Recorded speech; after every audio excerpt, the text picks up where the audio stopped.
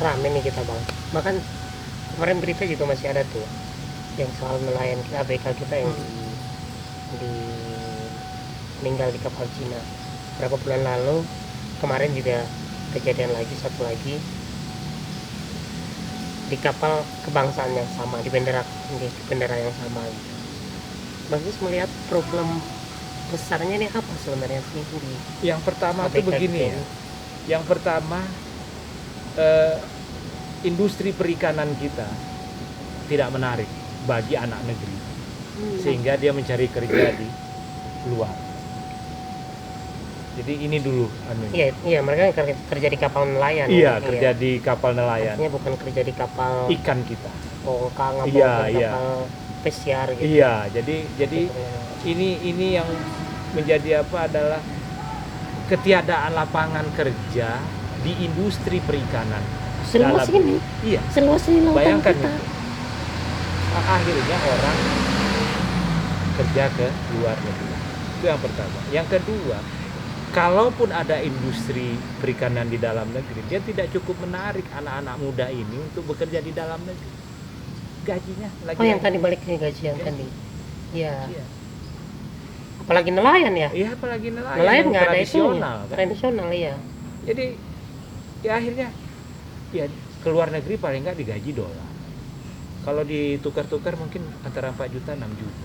Signifikan bagi masyarakat pesisir yang rata-rata miskin. Orang-orang ini kan dari pesisir. Iya. Anak-anak yang putus sekolah karena miskin. Dapat gaji 6 juta itu udah satu hal yang luar biasa. Nah, ini yang apa, dengan segala retorika kita ini mampu mengangkat nelayan menjadi gini, tetap ada satu lapis generasi kerja di sektor perikanan itu lari keluar.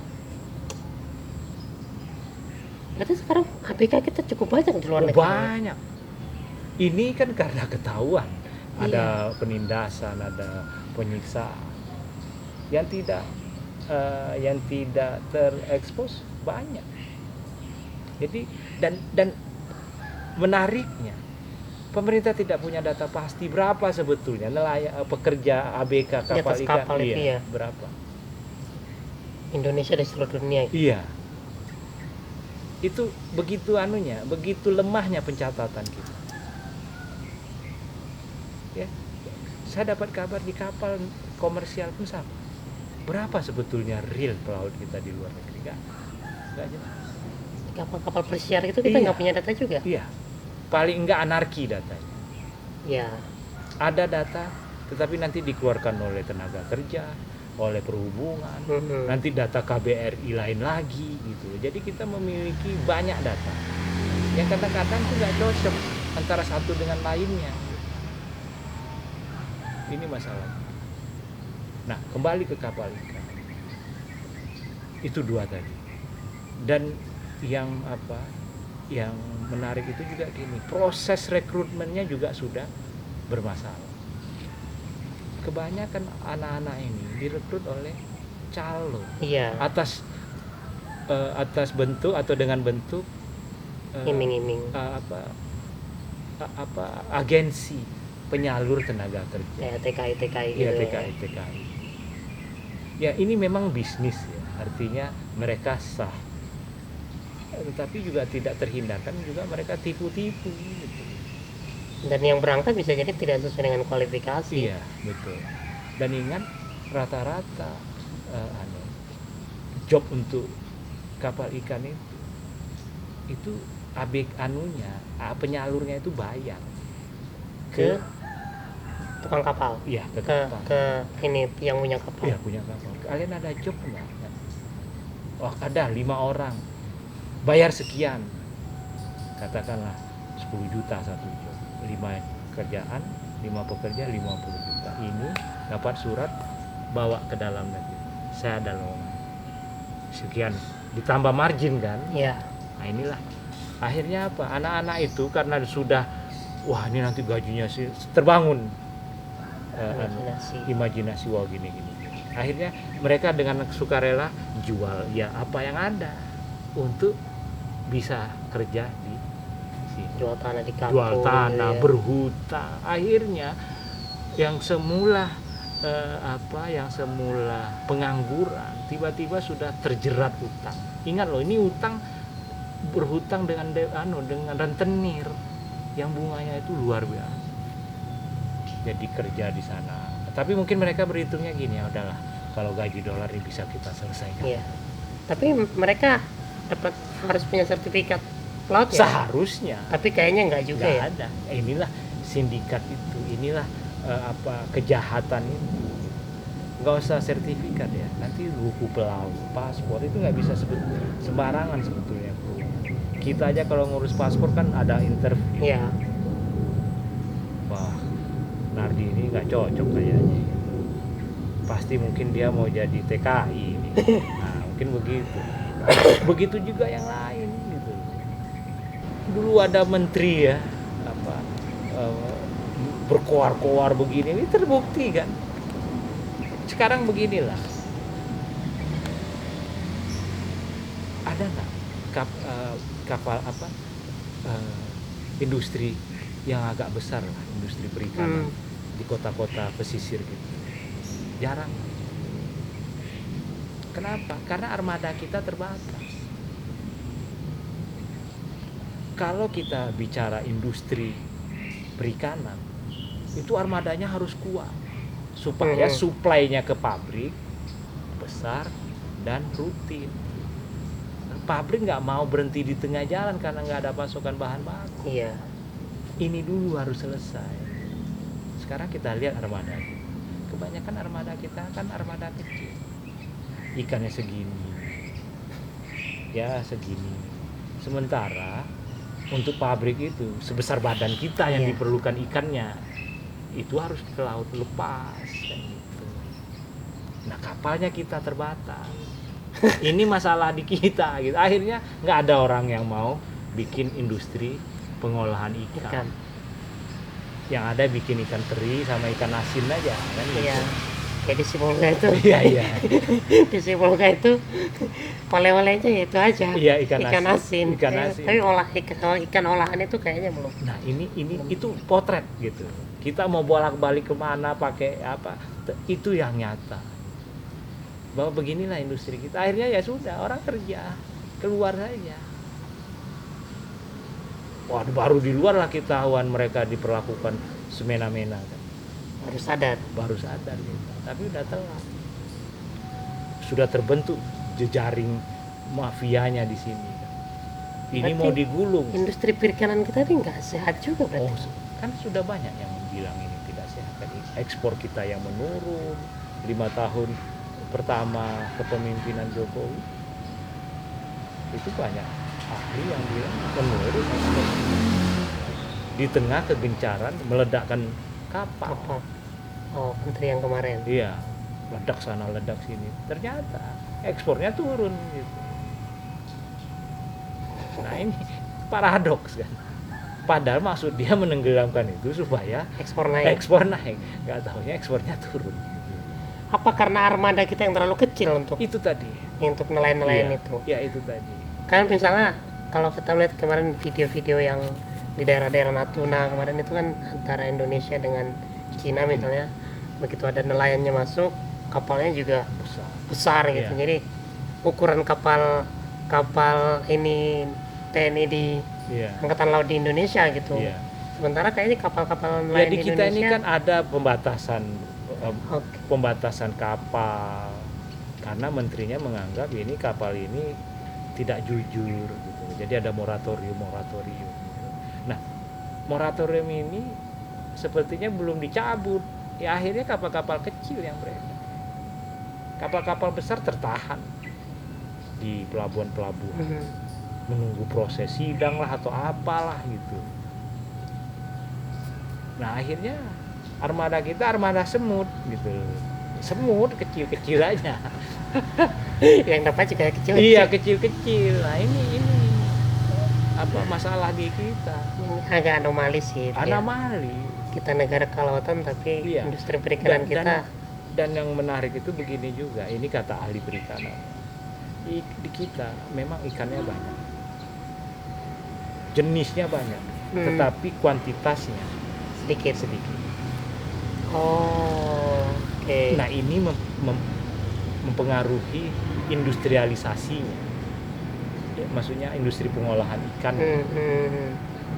Untuk menjadi level industri harus dibutuhkan yang jenis yang tertentu dengan pasokan yang besar kan gitu. Di kita jenisnya banyak tetapi kuantitasnya terbatas. Nah, ini juga mempengaruhi keinginan orang berinvestasi. Tapi kita punya pabrik perikanan yang gede nggak di Indonesia, Bang?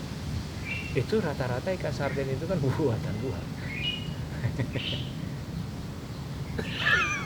Coba aja cari ikan sarden. Nih tugasnya anak pesisir nih. Iya. Ikan mengadvokasi. sarden itu kebanyakan impor. Buatan Cina, Korea, Jepang. Nah, bayangkan ya, sama kayak kita, peniti itu made in China. Padahal peniti, jarum pentul itu nggak ada yang buatan lokal. Miris banget ya. Iya. Listrik kelautan. Ya mungkin kata orang kita lah terlalu kecil. Jadi bikin jarum. gimana nelayannya sejahtera gitu ya. Sudah diperumit, harus ada ini ada itu. Sementara ikannya juga bukan ikannya, sektor pendukung untuk industri ini juga tidak kuat gitu. Iya. Kita dari pesisir ya, Nardi Sibolga, saya ke Kepulauan Riau, sulit mencari industri perikanan, industri pengolahan ikan. Iya, itu sulit. Kalau nangkap oke, kita banyak, tapi kan rata-rata menjadi ikan asap, ikan asin, yang pakai teknologinya standar lah gitu. Teknologi tinggi tidak banyak di kita. Ya artinya pendukung ininya sebenarnya. Menyesakkan ya. Iya, menyesakkan. Nah, itu ditambah lagi dengan regulasi kita. Ya. Regulasi kita yang sangat yang gimana ya? Kalau untuk kapal, ya bukan hanya untuk kapal, itu sama dengan regulasi antara mobil pribadi dengan mobil truk. Truk itu paling banyak beban. Iya. Bayar ini. Kapal begitu. Di kita kapal sangat diregulasi. Sehingga bisnis kapal ini kalau dia berhenti sehari saja, biayanya tetap gede. Tetap jalan. Kayak sandar pelabuhan. Pelabuhan udah berapa duit. Baru belakangan ini aja ada upaya ngurangin biaya sandar. Kalau enggak, luar biasa biaya sandar. Di kita bikin pelabuhan, yang dicari apa? Uang sandar oleh pengelolanya. Iya kan? Jadi biar lama-lama. Iya, biar lama-lama. Nanti tinggal nih sekian berapa hari ini, terus panjang kapal kamu sekian nih. Nah, ini pola. Artinya begini. Kalau bisa lama kalau bisa lama kenapa dibikin sebentar kan gitu. Karena kalau lama harga jalan terus. Iya, jadi ini kalau di Cina, kapal Cina dia jarak mainnya jauh. Dia bisa keliling dunia cari ikan. Cari ikan. Jadi dalam kapal Cina itu, di atas kapal Cina itu bisa setahun, 1,5 tahun di laut saja. Nggak ketemu darat. Kebutuhan disuplai di tengah laut gitu, merapat sedikit ke pinggir, masuk suplai, ganti ABK atau apa. Itu yang saya bilang tadi, artinya di negara lain misalnya tadi contoh kayak Cina itu mereka support nelayannya, baik dari sisi kebijakan maupun dari sisi infrastruktur. Di Indonesia Itu. Kayaknya sebaliknya, Iya. nelayan dibiarin Iya. jalan sendiri. Ini ya, ini yang kita perhatikan ya. Berapa banyak kapal Cina yang jadi tempat meninggalnya ABK? Ada pemerintah Cina menyidang pelaut? Nggak ada. Yang kemarin itu enggak? Iya. Yang kemarin yang berapa bulan lalu? Iya, itu kan yang ditangkap agen penyalur. Iya. Kapalnya berlayar terus. Cina adalah satu negara yang paling jarang atau tidak pernah menahan kapal ikan, walaupun kapal ikan ini bermasalah di banyak negara. Yang penting bisa jalan dulu. Ya, Karena prinsipnya mungkin jalan. jalan. Itulah salah satu bentuk dukungan Cina ke industri nelayan perikanannya. Dia nggak mau repotin. Padahal apa susahnya, itu kan bendera Cina, Iya. kapalnya anunya bendera Cina. Tinggal panggil aja, lu balik dulu ke sini. Betul lu begini kan bisa sebenarnya. Tapi kan berapa kali kita sudah kehilangan ABK, meninggal di atas kapal Cina. Nggak ada itu pemerintah kita protes ke BEI, Menteri Luar Negeri protes ke duta besar Cina di Jakarta sini. Nah, yang menarik itu yang protes ini presiden di sana yang jawab ini juru bicara Bicara iya. Kementerian Luar Negeri. Santai aja. Santai. Dia saya belum melihat sejak kita heboh itu Cina melakukan operasi besar-besaran, memanggil kapal nelayannya kembali ke Cina untuk diperiksa. Betul kalian begini. Enggak. Nah, bagi saya itu bukti ini negara mendukung bisnis. Silahkan jalan terus. Bermasalah kita nggak lihat. Kita tutup mata kan. Kayak supir bis bang ya. Iya. Kayak tukang ini yang punya bis. Supir bisa ganti-ganti. Iya. Kapal tetap harus Iya. jalan. Kalau supir bermasalah itu urusanmu. Iya, itu dia. Kalau ketangkap ya udah urus sendiri. Iya. Paling nanti kalau memang ada keluarga kita urusin. Iya. Itu aja mungkin ya. Tetapi seperti itu. Kalau di Indonesia itu Kalau pun di nggak ada. Iya, kalau di kita mungkin karena banyak pulau, nelayan kita Iya. pindah ke pulau ini, nangkap. Apalagi misalnya kebijakan untuk nelayan itu tidak sepenuhnya tersentral di Kementerian Iya. Kelautan kan, tapi juga di dinas-dinas. Dinas. Nah, kalau di tingkat nasional memang kita agak sulit mencari kebijakan yang betul-betul pro nelayan. Mungkin ke daerah ya. Iya, misalnya ada nelayan dapat asuransi, dapat kapal gitu. Kayaknya nggak ada tuh. Ada, ya. tetapi jaringnya beli sendiri. Nah, mesinnya beli sendiri, jadi tuh kapal kosong. Iya, paling yang dibantu sama pemerintah solarnya kali. Iya. Sertifikat kapalnya urus sendiri gitu. Jadi ini kapal dari KKP kosong gitu. Ini gratis ya gitu. Oke. Sertifikat urus sendiri. Jaring urus sendiri. Pokoknya serba urus sendiri. Lampungnya bikin sendiri. Iya, ini kayak begini. Ada bantuan ada kan gitu. Tapi apakah itu bermanfaat? Nah, ini yang menjadi perdebatan kita.